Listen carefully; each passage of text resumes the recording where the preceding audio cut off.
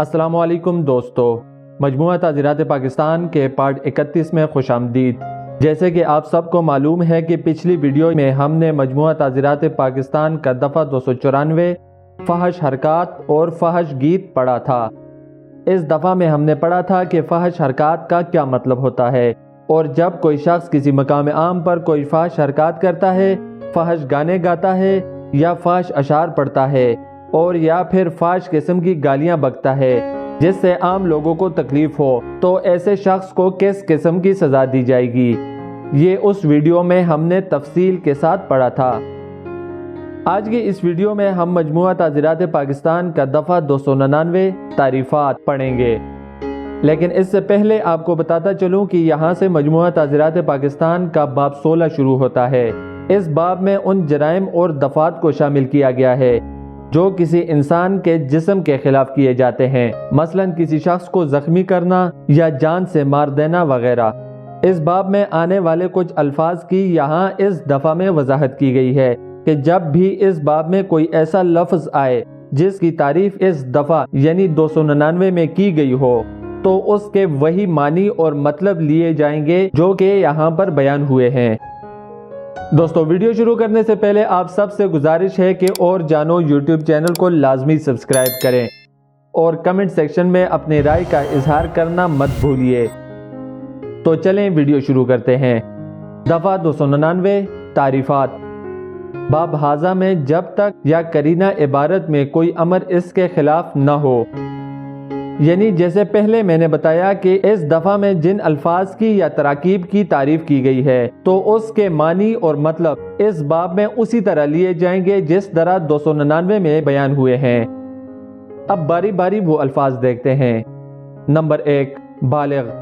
بالغ سے کوئی شخص مراد ہے جو مرد ہونے کی صورت میں 18 سال کی عمر کو پہنچ گیا ہو، یعنی کہ قانون کی نظر میں بالغ مرد کے لیے یہ ضروری ہے کہ اس کی عمر 18 سال ہو چکی ہو، یعنی کہ وہ 18 سال یا اس سے زیادہ کی عمر کا ہو چکا ہو تو قانون کی نظر میں اس مرد کو بالغ تصور اور مانا جائے گا۔ یا عورت ہونے کی صورت میں 16 سال کی عمر یا سن بلوغت کو پہنچ گئی ہو، یعنی دونوں صورتوں میں جو بھی پہلے واقع ہو، یعنی کسی عورت کے بالغ ہونے کے لیے قانون میں عمر کی حد 16 سال رکھی گئی ہے، اور یا پھر اگر وہ لڑکی عورت جسمانی طور پر بالغ ہو چکی ہو، یعنی کہ عورت کے بالغ ہونے کے لیے قانون میں 2 شرائط رکھی گئی ہیں۔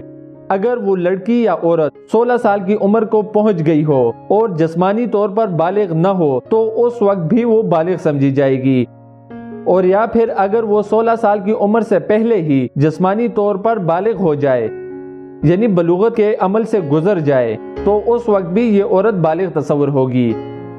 نمبر 2، نابالغ۔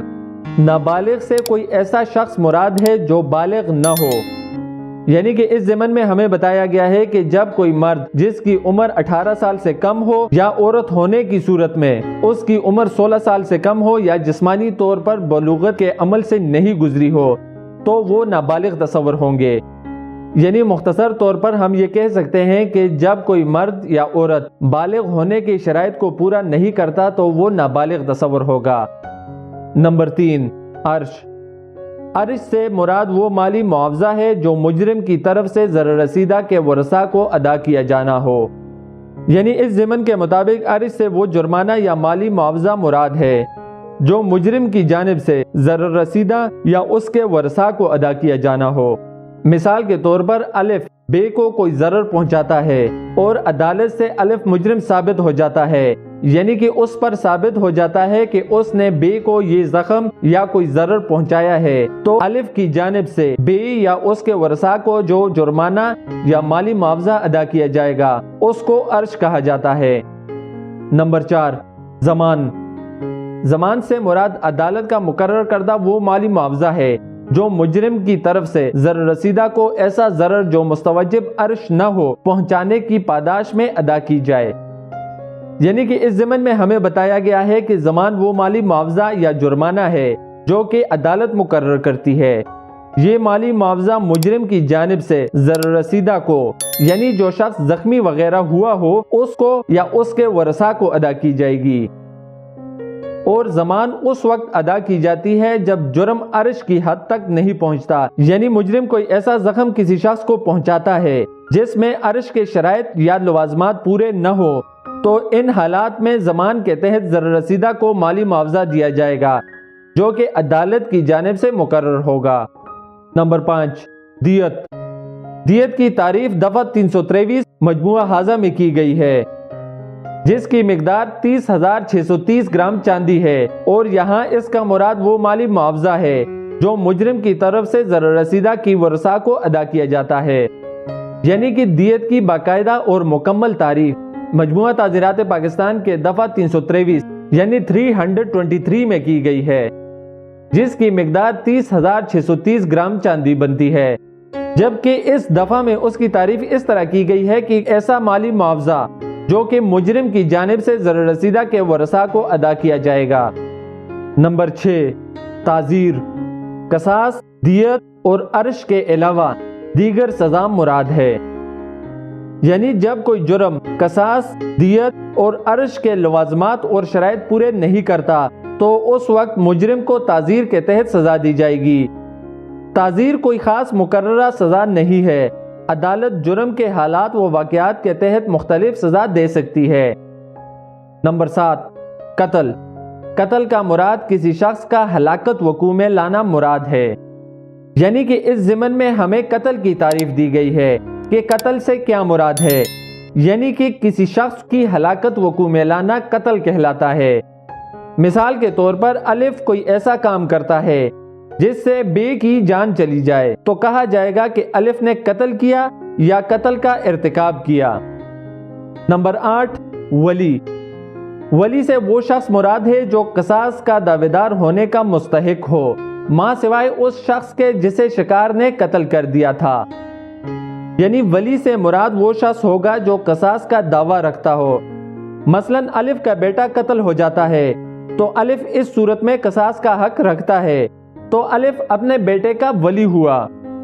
ولی سے متعلق دیگر تفصیل آگے چل کر مجموعہ تعزیرات پاکستان کے دفعہ 305 یعنی 305 میں تفصیل کے ساتھ ہم پڑھیں گے۔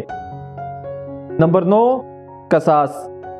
قصاص سے سزایاب مجرم کے اسی حصہ جسم کو اسی قسم کا ضرر پہنچانے کے ذریعے سزا مراد ہے جو اس نے ضرر رسیدہ کو پہنچایا ہو، یا اگر اس نے قتل عمد کا ارتکاب کیا ہو تو ضرر رسیدہ یا ولی کے حق کو استعمال کرتے ہوئے اس کی موت وقوع میں لانے کے ذریعے سزا مراد ہے۔ قصاص ایک اسلامی سزا ہے جس سے مراد یہ ہے کہ جب کوئی شخص کسی دوسرے شخص کو جسم پر کوئی نقصان پہنچاتا ہے تو اس ضرر پہنچانے والے شخص کو بھی اسی جگہ پر اتنی ہی مقدار کا ضرر پہنچایا جائے۔ مثلا الف لڑائی جھگڑے میں بے کا ہاتھ کاٹ لیتا ہے تو قصاص کے قانون کے مطابق بے یا اس کے ولی الف کا ہاتھ اسی جگہ سے کاٹ دیں جہاں سے الف نے بے کا ہاتھ کاٹا تھا، لیکن یاد رہے کہ سزا دینے کا اختیار عدالت یا حکومت وقت کے پاس ہونے کی وجہ سے قصاص کی سزا بھی عدالت ہی کے ذریعے دی جا سکتی ہے۔ اگر کوئی شخص اپنی مرضی کے مطابق قصاص لینے کا فیصلہ کرتا ہے تو یہ بھی ایک قابل سزا جرم ہوگا، اور قصاص کا قانون قتل کے معاملے میں بھی نافذ ہوتا ہے۔ نمبر 10، اکراہ تام۔ اکراہ تام سے کسی شخص یا اس کی بیوی یا خاوند یا کسی خونی رشتہ دار کو جو بغرض ازدواج حرمت کے درجے میں ہو فوراً ہلاکت یا جسم کے کسی عضو کو مستقل نقصان یا فعل خلاف وضع الفطری یا زنا بالجبر کا ہدف بنائے جانے کے خوف میں ڈالنا مراد ہے، یعنی کہ کوئی شخص کسی دوسرے شخص کو اس کے قریبی رشتہ داروں کے ذریعے سے خوف میں ڈالتا ہے تو یہ اکراہ تام کہلائے گا۔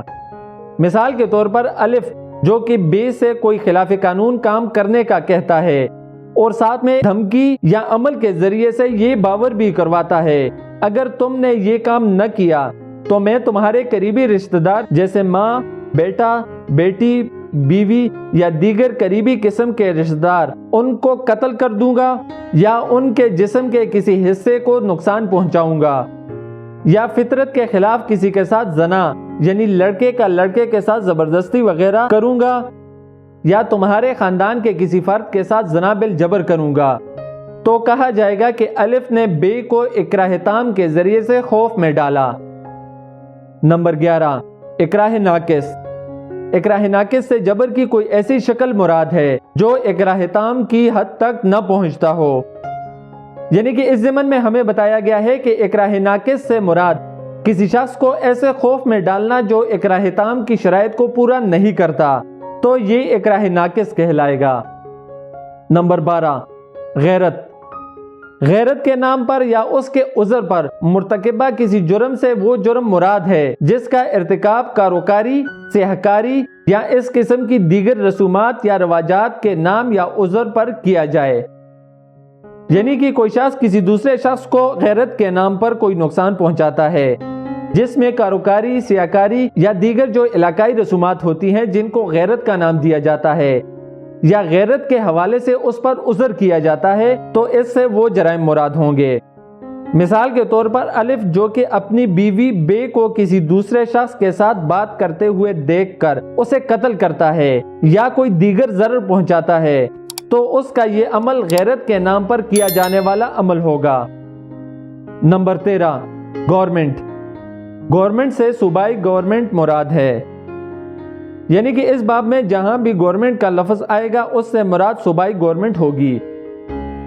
Number 14, Majaz medical officer. Majaz medical officer से वो मेडिकल अफीसर या मेडिकल बोर्ड, ख्वाह उसे किसी नाम से पुकारा जाए, मुराद है जिसे सूबाई गवर्नमेंट ने इस बारे में अख्तियार दिया हो।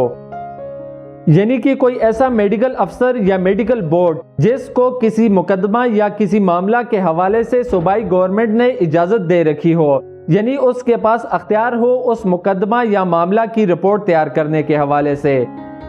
आम तौर पर हम इससे सरकारी डॉक्टर तसव्वुर ले सकते हैं, क्योंकि हुकूमत की जानिब से उसे मेडिकल रिपोर्ट तैयार करने का अख्तियार हासिल होता है।